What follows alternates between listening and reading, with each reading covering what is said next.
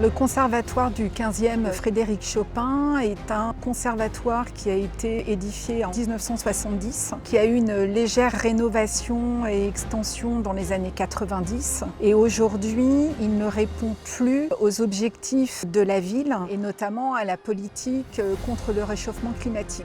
La contrainte principale qu'on a sur ce chantier, c'est le site en lui-même, c'est-à-dire la manière dont il est enclavé autour d'un ensemble de complexes sociaux, de tours de logement. Il y a des immeubles de 15 étages partout autour. Sous tous ces immeubles de 15 étages, on avait une dalle, façon La Défense, en tout petit. Et dans cette dalle, il y avait en dessous le conservatoire, par-dessus, une espèce de petit pavillon très joli qui indiquait l'entrée du conservatoire. On devait restaurer et retrouver une image plus compatible avec les attendus et les besoins urbains. La ville de Paris affiche clairement des objectifs pour limiter l'empreinte carbone et notamment protéger l'environnement. Le premier objectif est diminuer la consommation d'énergie du bâtiment. On transforme un bâtiment conçu en 1995 à un moment où les problématiques environnementales étaient loin devant nous, alors qu'en réalité c'était déjà là. Au lieu d'aller choisir nos matériaux sur catalogue, on va les choisir en fonction de ce qu'on trouve. Quand on parle de réemploi sur 80% de ce qu'on essaie de créer, c'est comprendre ce qui peut encore vivre dans ce bâtiment, le réutiliser, le remettre en état s'il faut. On a le pavé extérieur qui va servir de future façade. Refaire une façade avec les pavés qui sont au sol actuellement. Le BIM sur ce projet, c'est surtout une manière pour nous de comprendre l'histoire du bâtiment, puisque en le redessinant tout simplement, on rentre dans sa conception et on comprend mieux la manière dont il a été conçu. Et puis on vient bricoler dessus finalement pour décrire un projet qui soit en correspondance directe avec ce qui existe.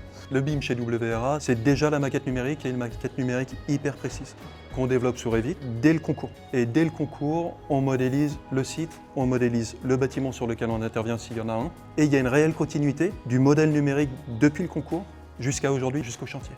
On peut prendre l'exemple de la manière dont on a conçu la façade de la salle orchestre. Non seulement on le réemploie de façon hyper noble, c'est-à-dire il fait une façade marbre sur un équipement public, et en plus il est employé d'une façon qui techniquement est d'avant-garde. La salle orchestre, c'est une ossature bois qui se recolle pour partie sur une structure existante, pour partie sur une structure neuve, et par-dessus, on va mettre des épines en bois, des montants verticaux, et entre les montants verticaux, on va avoir nos plaques de marbre, et nos plaques de marbre sont tenues par des petits bouts de bois. Tout ça, tant qu'on est dans le schéma, on ne se rend pas vraiment compte de ce que ça donne. Donc on le modélise une bonne fois, on ajuste, et puis on règle. Pendant toute la phase de conception, on a travaillé sur Revit, comme on fait sur tous nos projets. La vraie force qu'on a sur Revit, c'est de pouvoir à tout moment faire interagir les corps d'état et trouver des solutions dans l'architecture de la maquette pour faire correspondre l'ensemble des contraintes et trouver les solutions les plus adéquates à chaque point de blocage. Sous des logiciels complètement différents, on n'y serait pas arrivé. Et on sait dire au moment où on coule une poutre qu'elle est au bon endroit ou pas au bon endroit, ça a toujours été le cas, mais là on sait très précisément dire pourquoi il faut qu'elle soit là et pas 1 centimètre plus loin, parce que tout ça c'est des questions de synthèse. En chantier, on est tout le temps en train de le nez dans le modèle à dire bon bah si cette poutre-là elle est décalée d'1 centimètre, bah derrière, tac tac tac, tous mes alignements partent en vrille et je dois retrouver ma cohérence en remontant tout. Tous les équipements techniques ont été étudiés par la maîtrise d'œuvre. Nous allons utiliser essentiellement de l'apport de ventilation naturelle.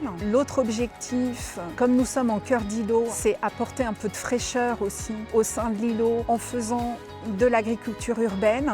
Alors il faut s'imaginer que nous allons avoir des bacs hors sol de végétaux.